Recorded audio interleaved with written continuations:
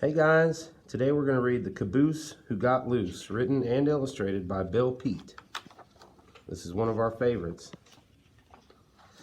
When Katie Caboose rambled down the train tracks, the engines were steamers with puffing smokestacks. She was a caboose who disliked being last, with an endless black cloud of smoke rolling past. It's not only too smoky, the caboose would complain. There's the jerks and the jolts of this noisy freight train. The engine up front always wore a big smile as he lumbered along for mile after mile. He was proud of his being so powerful and strong that he could haul a freight train 100 cars long.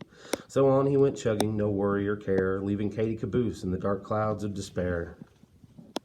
Katie had little hope she would ever get loose, or ever be anything but a caboose. "I can wish," sighed poor Katie. "What else can I do? If you wish hard enough, then your wish might come true." Often Katie would wish that she someday could be something quiet and simple like a lovely elm tree, or a ramshackle barn all alone on a hill where the noisiest thing was a squeaky windmill. It might become lonely, she thought, way out there, but at least there's a view with a lot of fresh air. Whenever she passed through a small country town, Katie wished she could stop and just settle down, and be one of the houses who sat in a row on a tree-shaded street and have no place to go. It's so restful, thought Katie, where one can relax, as she hurried and scurried on down the train tracks. What she wished most to be, much more than the rest, was a cabin she'd seen on her trips through the West, a little log shack half covered with vines, perched on a slope in a forest of pines. How perfect, thought Katie, as she hurried on by it, to live there in the trees where it's peaceful and quiet. But all the caboose could look forward to was a deep rocky canyon the train traveled through, where huge boulders leaned way over the tracks in towering, top-heavy, gigantic stacks. What's holding them up? Frightened Katie would wonder as the earth-shaking train went rumbling right under. If one should come loose and fall down upon her, it would squash Katie flat, and then she'd be a goner. If she didn't get squashed, there was more to be dreaded, up the winding, steep grades where the engine was headed. High up in the mountains were terrible ledges, where the track ran along only feet from the edges. The view was breathtaking, but after one look, it was so upsetting she shivered and shook. If she slipped off the track, then down she would go to be smashed into bits on the rocks far below. Then poor Katie received even more of a fright from a smoke-blackened tunnel as dark as the night, and she crept through the tunnel with a horrible thought that far back in the darkness she'd suddenly be caught by caboose-eating monsters who lurked all about. They'd gobble her up before she got out. Her trips always ended near a city somewhere, way out in the freight yard with smoke clouding the air, where a turmoil of trains made a great noisy rumble on crisscrossing tracks, an impossible jumble. The train came to a stop and the cars were unhitched. Then off to a sidetrack the caboose was soon switched, where Katie could sit and take in the fine scenery with such lovely sights as a load of machinery. Coal cars and flat cars, lumber stacked on their backs, squealing carloads of pigs with snouts poking through cracks. They always left Katie in the midst of it all while the engine received a complete overhaul.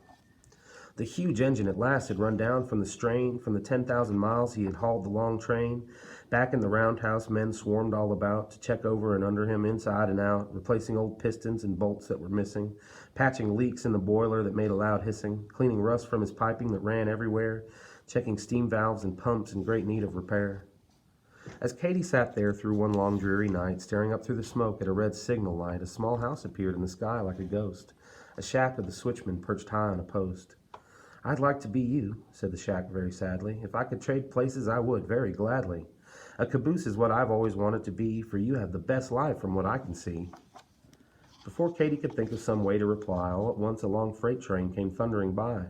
The next thing she knew, she was jerked and then jolted, then hitched to the train with her coupler bolted.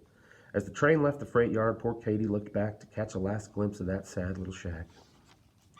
"From now on," Katie promised, "I shall never complain. I'll be a happy caboose at the end of a train, and I'll put up with the jolts, the train noise and the rest, all the smoke that rolls by, or at least try my best." With her new point of view, she enjoyed the long ride. It was fun on a trip through the broad countryside. But when the train crept up a steep mountain grade, then poor Katie found that she was still as afraid. And once more she began to shiver and shake at the thought of the frightening curves she must take. Her unsteady wheels could cause her to slip, which would suddenly put a quick end to this trip. It was a hot afternoon, so the going was rough, and the engine up front was puffing big puffs. He groaned, "What a day to chug up such a grade on a bare mountainside without one bit of shade." When he came steaming over the very last hump, he lunged with a fury that made the cars jump. All the way back to Katie, who got such a jolt that it snapped off a rusty old coupling bolt. She was free of the train. At last she was loose, and away down the track went Katy Caboose. On down the grade she flew faster and faster, straight for a curve and certain disaster. When Katy hit the curve, she took off like a kite, high over the treetops on her first and last flight. That would quickly have ended poor Katy Caboose if it hadn't have been for two towering spruce, those are trees. The caboose became caught in a very tight squeeze between the tall trunks of two evergreen trees.